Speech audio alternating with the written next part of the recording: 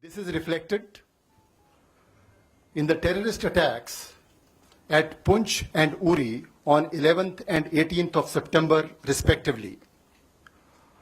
Almost 20 infiltration attempts have been foiled by the Indian Army successfully during this year. During these terrorist attacks and infiltration attempts, we have recovered items including global positioning systems and stores which have had Pakistani markings. Further, captured terrorists hailing from Pakistan or Pakistan-occupied Kashmir have confessed to their training and arming in Pakistan or territory under the control of Pakistan. The matter has been taken up at the highest diplomatic levels and the military levels at regular times. India has actually also offered consular access to the apprehended terrorists to Pakistan to verify their confessions. Furthermore, we had proposed that fingerprints and DNA samples of terrorists who had been killed in the Uri and Punch encounters can also be made available to Pakistan for their investigations. Despite our persistent urging that Pakistan respect its commitment made in January 2004 not to allow its soil or territory under its control to be used for terrorism against India, there has been no let-up in infiltration or terrorist actions inside our territory. If the damage was limited, it has been primarily due to the efforts of the soldiers of Indian Army who are deployed in a multi-tier counter-infiltration grid, and most of the infiltration bids have been foiled at those locations. The Indian Armed Forces have been extremely vigilant in the face of continuing threat. Now, based on very specific and credible information which we received yesterday, that some terrorist teams had positioned themselves at launch pads along the line of control with an aim to carry out infiltration and terrorist strikes in Jammu and Kashmir and various other metros in our country. The Indian Army conducted surgical strikes last night at these launch pads. The operations were basically focused to ensure that these terrorists do not succeed in their design of infiltration and carrying out destruction and endangering the lives of citizens of our country. During these counter-terrorist operations, significant casualties have been caused to the terrorists and those who are trying to support them. The operations aimed at neutralizing the terrorists have since ceased. We do not have any plans for further continuation of the operations. However, the Indian Armed Forces are fully prepared for any contingency that may arise.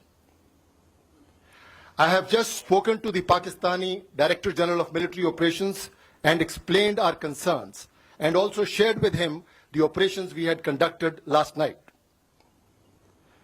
It is India's intention to maintain peace and tranquility in the region, but we can certainly not allow the terrorists to operate across the line of control with impunity and attack the citizens of our country.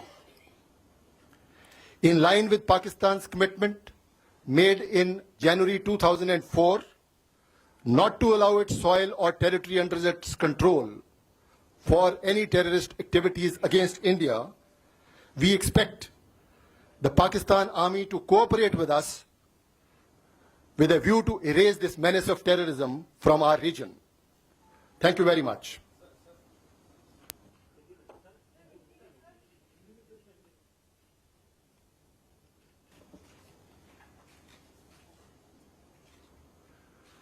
देवियों और सज्जनों, जय हिंद and good morning to all of you. ये हमारे लिए एक बहुत ही गंभीर विषय है कि पिछले कुछ समय में जम्मू एंड कश्मीर में नियंत्रण रेखा के पार से घुसपैठ की बढ़ोतरी हुई है। 11 और 18 सितंबर 2016 को पुंछ और उरी के अंदर हुए आतंकवादी हमले इसकी एक मिसाल हैं। ऐसी घुसपैठ की तकरीबन आतंकवादियों द्वारा 20 कोशिशें भारतीय सेना द्वारा लाइन ऑफ कंट्रोल या उसके नजदीक उनको नकारा किया गया है। इन घुसपैठ के प्रयासों और आतंकवादी हमलों के दौरान मिला सामान और सामग्री, जिसमें शामिल है ग्लोबल पोजीशनिंग सिस्टम, ये साफ जाहिर करते हैं कि उनके अंदर पाकिस्तानी चिन्ह हैं। हमने कुछ आतंकवादियों को गिरफ्त में भी लिया है जो कि पाकिस्तान या पाकिस्तान ऑक्युपाइड कश्मीर से संबंध रखते हैं, उधर के मूल निवासी हैं। पूछताछ के दौरान उन्होंने ये स्वीकार किया है कि उनको पाकिस्तान में प्रशिक्षण और हथियार दिए गए थे। इस मुद्दे को हमने राजनीतिक स्तर पर और मिलिट्री स्तर के ऊपर हमेशा पाकिस्तान के साथ समय समय के ऊपर अपना कंसर्न एक्सप्रेस करते रहे हैं।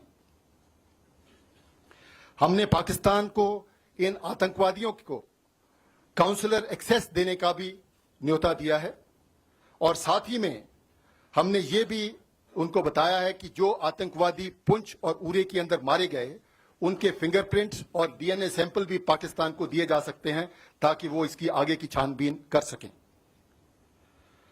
हमारी सारी कोशिशों के बावजूद कि पाकिस्तान अपनी जमीन को भारत के खिलाफ आतंकवादी हमलों के लिए न इस्तेमाल करे, जैसा कि उसने अपना जनवरी 2004 में आश्वासन दिया था हमें कि अपनी मिट्टी को वो भारत के खिलाफ आतंकवाद के लिए इस्तेमाल नहीं होने देगा, लेकिन ऐसा नहीं हुआ है और घुसपैठ और आतंकवादियों के घटनाएं बढ़ोतरी पे रही हैं। अगर हम अपना नुकसान कम करने में सफल रहे हैं तो इसका श्रेय उन सैनिकों को जाता है, भारतीय सेना के सैनिक जो कि एक बहुत ही कारगर मल्टी टियर्ड काउंटर इन्फिल्ट्रेशन ग्रिड के ऊपर तैनात हैं, जिन्होंने कि इन घुसपैठियों को रोककर उनके आतंकवादी डिजाइन को सफल न होने देने की क्षमता रखी है।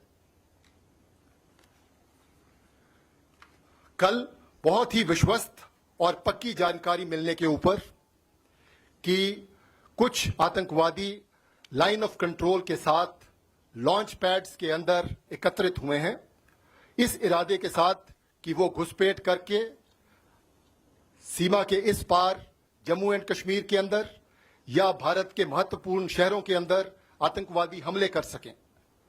इस खबर को मिलने के बाद भारतीय सेना ने सर्जिकल स्ट्राइक्स कल उन लॉन्च पैड्स के ऊपर किए हैं। इस ऑपरेशन का लक्ष्य आतंकवादियों के नापाक मंसूबों को विफल करना था, जो कि हमारे देश के नागरिकों के जान माल को नुकसान पहुंचाना चाहते थे। इन काउंटर टेररिस्ट ऑपरेशंस के दौरान आतंकवादी और उनके समर्थकों को भारी नुकसान पहुंचाया गया है और कईयों को उधर मार गिराया गया है। इन ऑपरेशंस को अब समाप्त कर दिया गया है, जिनका उद्देश्य केवल आतंकवादियों के खिलाफ कार्रवाई करना था।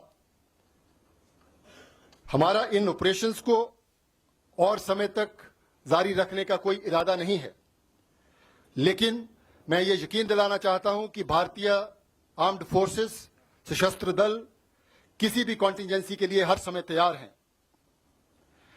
मैंने अभी Pakistan director general of military operations के साथ संपर्क किया और उनको अपने कंसर्न्स बताए और उनको कल रात के ऑपरेशंस के बारे में भी जानकारी दी।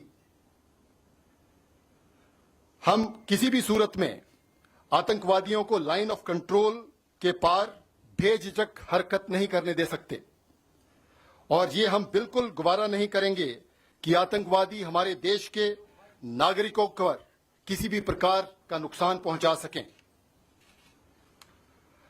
पाकिस्तान ने जनवरी 2004 में जो आश्वासन दिया था कि वे अपनी जमीन से भारत के खिलाफ आतंकवादी हमले नहीं होने देंगे और इसी वचन के अनुसार मैं पाकिस्तान सेना से उम्मीद करता हूं कि वो हमारा समर्थन करें और हम मिलकर इस आतंकवाद को जड़ से मिटा सकें और अपने इलाके के अंदर शांति बहाल कर सकें। धन्यवाद। जय Hind. We will not be taking any questions at the moment, but during the course of the day, we will be providing more information to you as more information becomes available to us.